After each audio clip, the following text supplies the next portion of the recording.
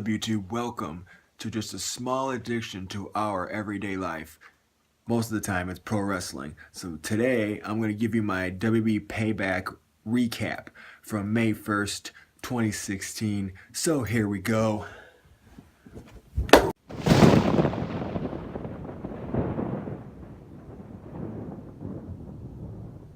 Alright, first off, we have the pre-show matches, which is two matches.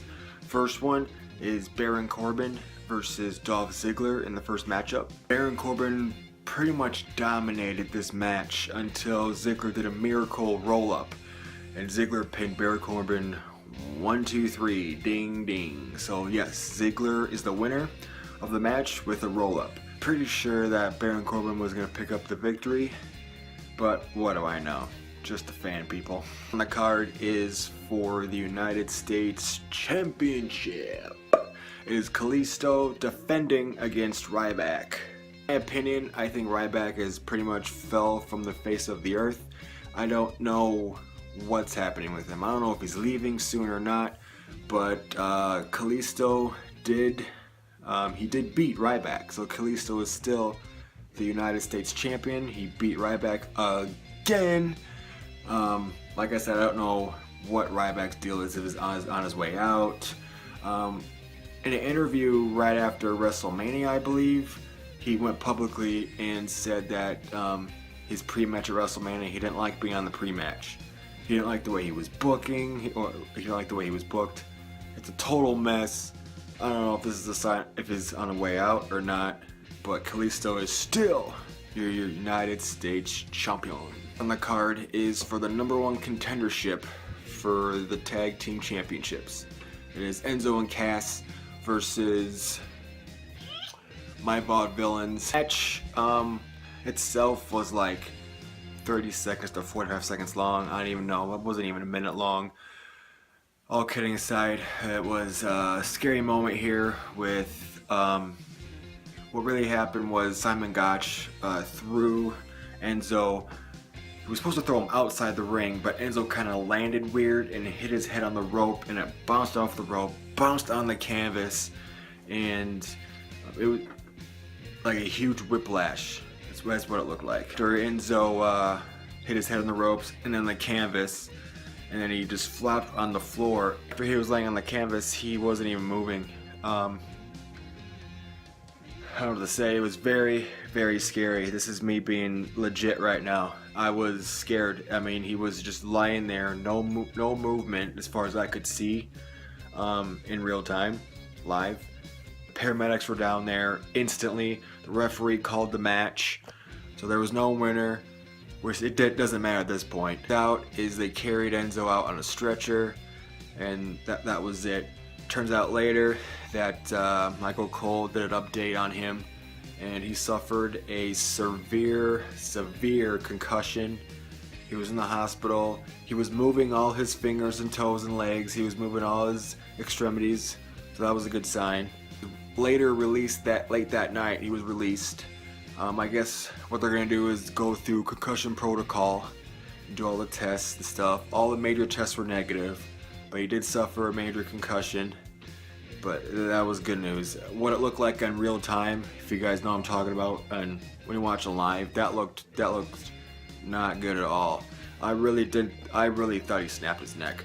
The way he looked snap on the ropes and on the canvas, and he just flopped on the floor. But he's okay. He's out of the hospital now. Good. Just a severe concussion.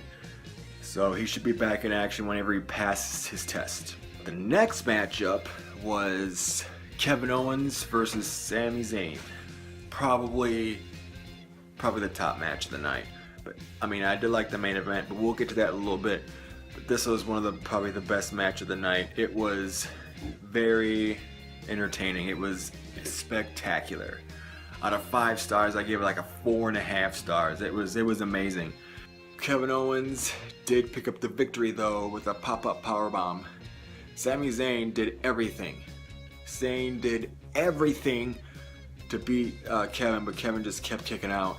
And Kevin did pop-up powerbomb, and Kevin picked up the victory. After the match though, he demanded Byron Saxton to get in the ring and do an interview. You know how Kevin likes to bully Byron. So he bullies Byron in the ring.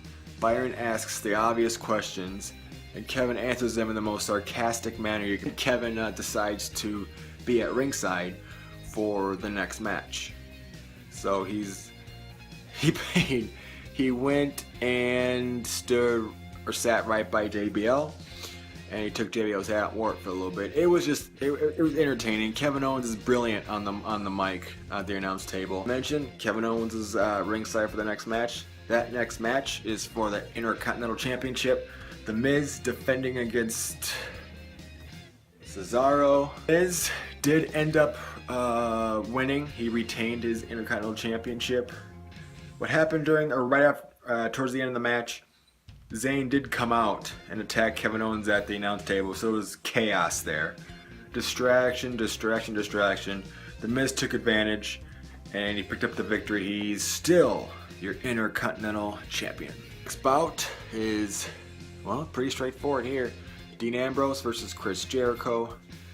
Dean Ambrose did win with the dirty deeds. On the card, it is for the Women's Championship. We have Charlotte defending with Ric Flair in her corner.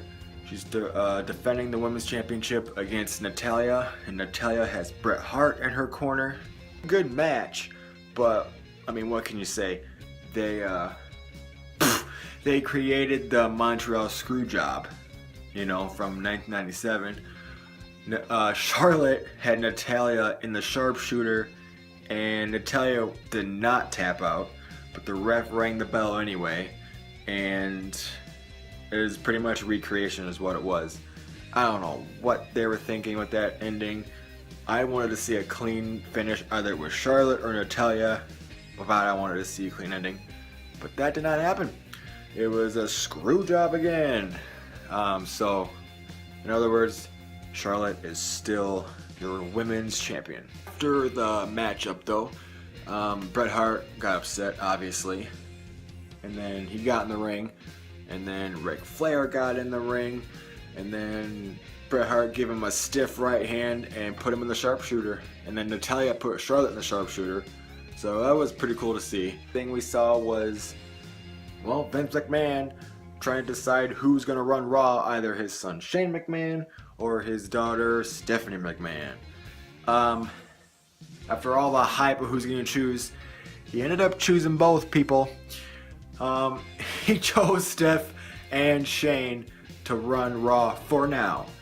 He said was, quote unquote, I think he said something like, I want to see blood, I want to see you cut each other's throats, metaphorically speaking, obviously.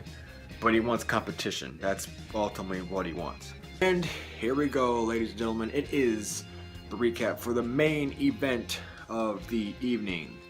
It is Roman Reigns. It is for the WWE World Heavyweight Championship. It is Roman Reigns defending against the phenomenal AJ Styles. Earlier in this video, it was a really good match, even though, yes, Roman Reigns was in there, blah, blah, blah, but he's in there with one of the hottest wrestlers today. AJ Styles is one of the hottest wrestlers today. AJ Styles, I don't want to say that he made Roman Reigns look good. I mean, I'm not knocking Roman Reigns. I don't hate the guy. But the fact that he was in there with AJ made him look pretty decent. You gotta, come on. It was a really good match. It was an entertaining match. We'll get cut to the chase here. What happened was there was a count out. So ding ding, fans were booing like crazy. That means Roman Reigns is still the champion, right? Wrong. Shane McMahon comes out and says, we're not gonna have this world title match end like this. So he says, restart the match, no count outs. So they restarted the match. Back and forth, back and forth, back and forth. And then AJ went for, I believe was for the 450? I can't remember. But Reigns got his knees up, and his knees accidentally hit AJ in the groin area. So the referee, ding ding, rings the bell. Winner by DQ, AJ Styles. Therefore, still your world champion, Roman Reigns. Crap! I don't think so. Stephanie McMahon comes out and says, we're not going to have it end it like this. I don't think so. We're going to have restart the match, we're gonna have this a no DQ match. Ring the bell, ding ding. So the match is restarted for the second time. No DQ. Immediately, probably the rest of the people around the world thought no DQ means Doc and Carl are gonna come out here. And eventually, yeah, they did. They came out and tried to help AJ. After they came out, the Usos came out and tried to help Roman. It was just chaotic in there. As Doc and Carl and the Usos and AJ and Roman were out there, it was plain chaotic out there. Eventually, the Usos and the Bullet Club were out fighting each other outside the ring. And then, getting towards the end of the match here, AJ Styles did the 450 on Roman Reigns, and the 3 count was like this. It was so close. I cannot believe that Roman Reigns kicked out of that 450 splash. Give me a freaking break. I marked out like a little girl. I was like, are you kidding me? Soon as AJ got up and tried to rebound off that 450, Roman Reigns did a spear. Roman Reigns did a spear and he pinned AJ 1, 2, 3. Officially, the match is over now. Roman Reigns is still your heavyweight champion of the world. There you have it, people. There's the recap of WWE's Payback on May 1st, 2016. Comment your thoughts below about anything about the pay-per-view or anything at all. Subscribe down below, please, too. That'd be awesome. Like I said, see you guys probably tomorrow for my New Japan Pro Wrestling's Dondaku 2016 recap. Alright, see you later.